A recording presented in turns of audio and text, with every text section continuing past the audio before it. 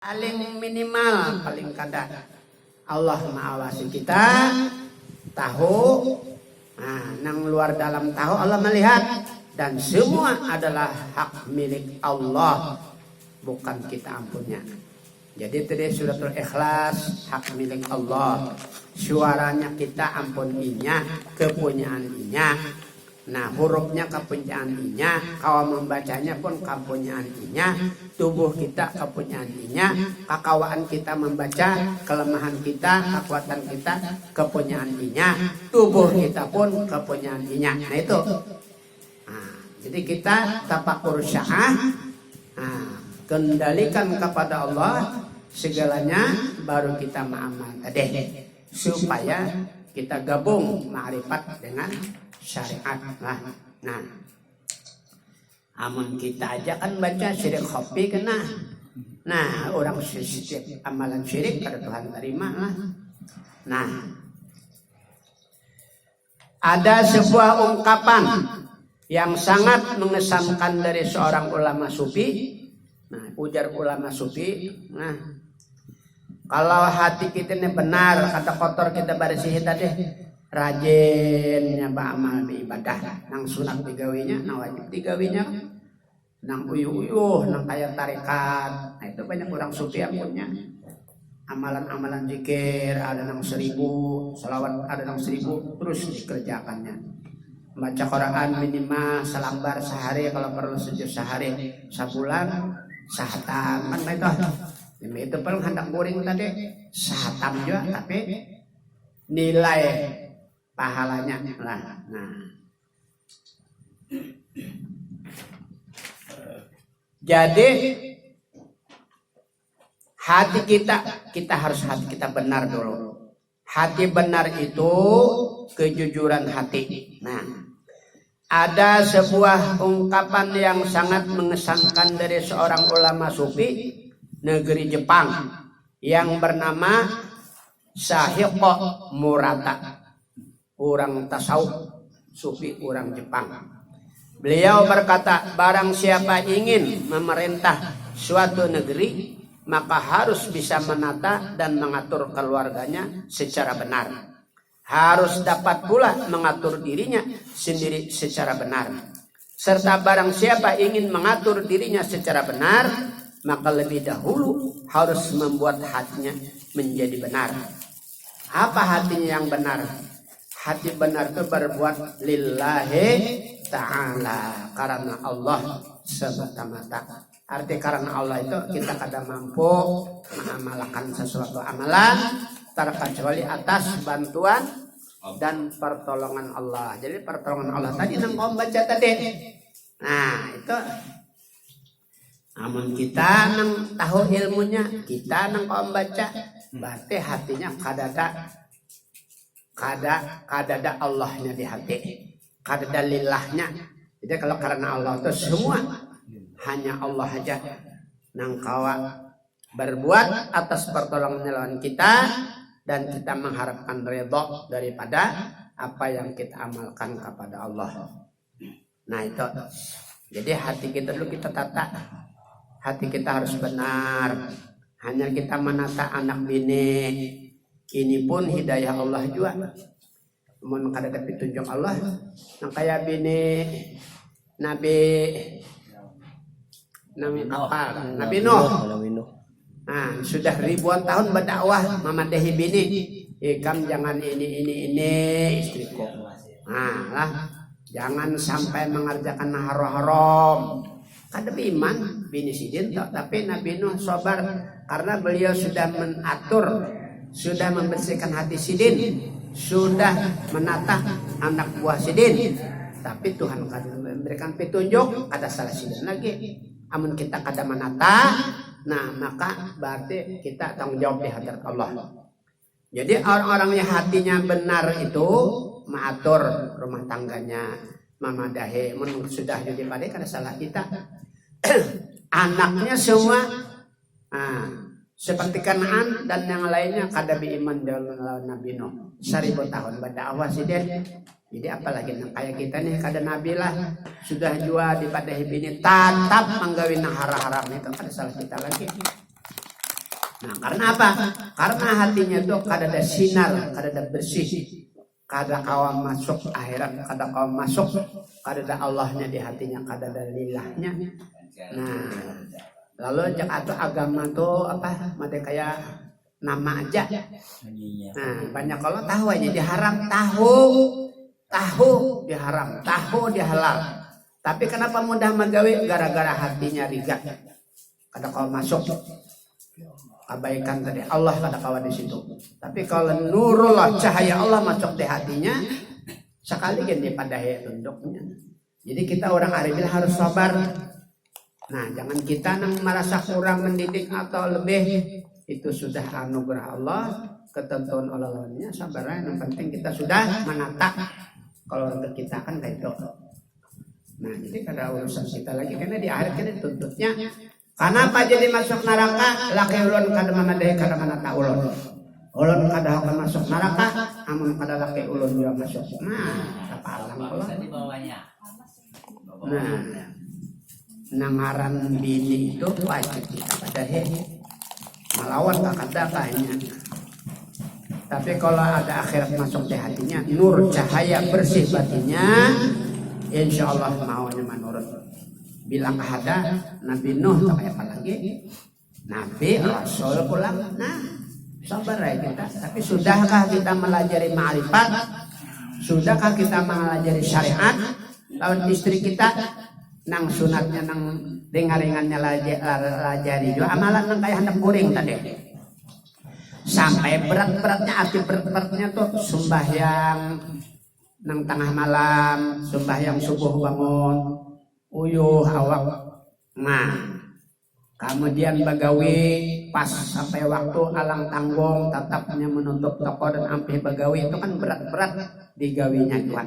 Nya dapat petunjuk cahaya nurullah di hatinya itu. Nah, awainya.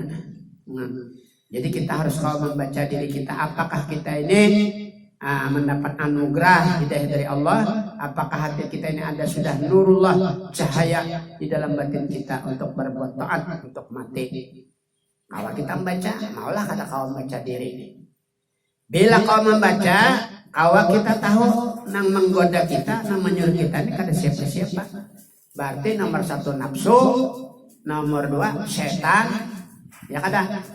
Nomor 3 dunia, nang 3 ya kan neraka. Tapi kalau sekarang nyaman bazinah nyaman, dapat duit, labung, pelacur, melawan laki kata sembayak, manggawe nang haram-haram nang riba-riba digawe.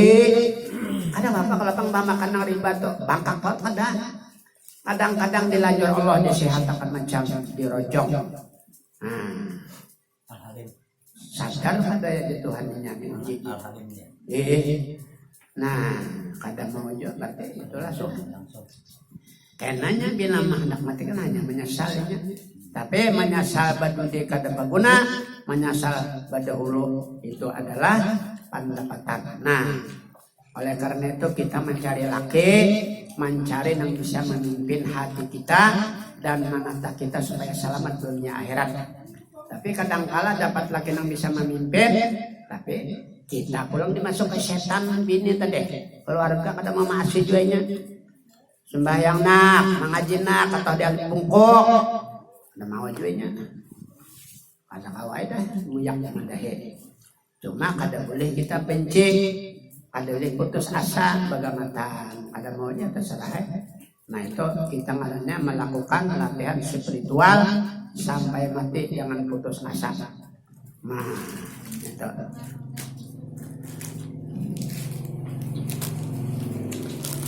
Makna dari ungkapan tadi yang dari sufi Jepang tadi tiada lain adalah bahwa kebenaran dan kebersihan hatimu adalah kunci segalanya. Jadi hati harus bersih, itu kunci segalanya. Bila hati kotor kada kau menerima yang benar. Ma'rifat kada kau masuk juga, nasihat orang kada mamantul, kebal kada kau juga. Jadi padahi pamek mamade di talingannya tatap. Apal aja kada kau masuk. Nah, kada boleh. Tatap aja digawinya. Ini itu sudah tahu bahwa diri kita ini berarti disarang setan yang menjajah, dunia yang menjajah, setan iblis hantu yang menjajah jiwa kita. Kenapa kita akan dijajah orang? Inna syaitan adu mubin, setan itu musuh kamu yang nyata, mencaburakan nyawa ke neraka dan menumpah perdarahan perkelahian di dunia. Itu gawiannya. Nah, tapi kita kadang-kadang tahu aja, tapi berarti kita kalah. Kita lawan Bagamatan, sucikan hati kita dulu. Sadarkan kita ini siapa, mau kemana, hidup itu sebenarnya apa. Adalah orang hidup balawasan. Ada kalau jadi orang-orang yang beramal seringan dan berat itu dan yang mau bakti kepada Allah, hatinya ada mengandung nurullah, cahaya dari Allah Subhanahu wa taala yang dapat hidayah, lalu nya kadang aleh menggawe. Nah, tapi kalau nang tadi biar dipandahi alehnya. Inilah nang ujar Allah taala nang sudah dicap talingannya, dituliakan matanya, dipicakakan hatinya dipetri. Bukan tuli, bukan kadang melihat mendengar, tapi kadang masuk karena hatinya kotor tadi. Nah, jadi orang yang kotor ini tahu aja pada setan sementara kata tapi gawainya nengaran kotor tadi. Melihat lagi. Nah, jadi maka dari ungkapan tadi lah, nah, kebenaran dan kebersihan hatimu adalah kunci segalanya. Jangankan keluarga, orang-orang di sekitarnya, bahkan sebuah negara akan tunduk kepada orang yang bisa menata dan membersihkan hatinya. Bila hatinya bersih, menata apapun akan bisa melayani, bisa ini menata. Tergantung yang ditata lah. Nah, kadang-kadang ditata ngalih. Nah, ya kalau melihat kalau di TV itu ditata manusia ngalih itu bang, ini sudah setan dunia masuk, rasa bujurnya, nang kita membadahi dipadahkannya kono, padahkannya bungol, ada pintar, zaman sekarang harus begini, nah itu kita nang bujur salahkannya, nah bakalahi dilawannya, karena setan tadi sudah masuk, setan menyuruh akan bebunuh-bunuhan bakalahian, bapitnahan itu suruhannya, tahu kita pada setan. Bapak kita umpat menurut inya, kita lawan kayak itu kan. Apalagi orang arif billah kawa merasakan nafsu setan lawan inya. Nah,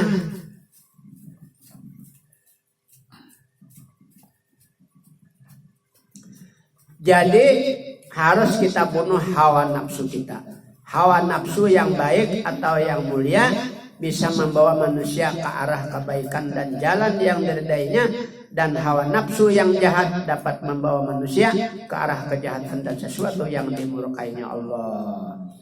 Nafsu itu ada nafsu keduniaan, ada nafsu keakuan. Nah, jadi kayak apa? Bilanya makan nasi manganyang ini, bilanya berusaha hanya dapat rezeki. Bilanya obat membaiki. Nah itu nafsu jangannya. Nah itu nafsu jahat membawa ke neraka. Ini yang dikatakan syirik khafi. Jadi makanya kita bunuh, kita mati nafsu tadi. Nah nafsu batin, nafsu nang kada dapat sinaran Allah lah.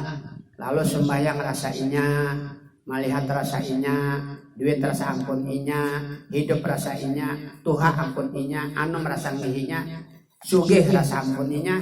Padahal apapun yang ada dalam dunia secara ma'rifat adalah hak milik Allah. Kita ini hanya hak pakai orang, hak milik ampunnya Allah.